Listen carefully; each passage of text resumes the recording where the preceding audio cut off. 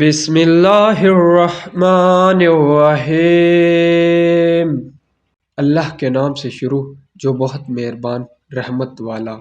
یاسین والقرآن الحکیم۔ ترجمہ: یاسین، حکمت والے قرآن کی قسم۔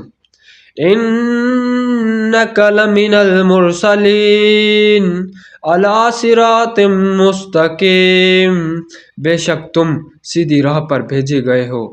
تنزیل العزیز الرحیم، عزت والے مہربان کا اتارا ہوا۔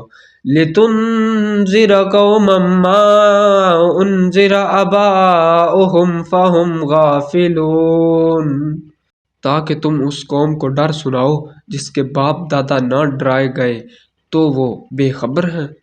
لقد حق القول علی اکثرہم فہم لا یؤمنون، بے شک ان میں اکثر پر بات ثابت ہو چکی ہے تو وہ ایمان نہ لائیں گے۔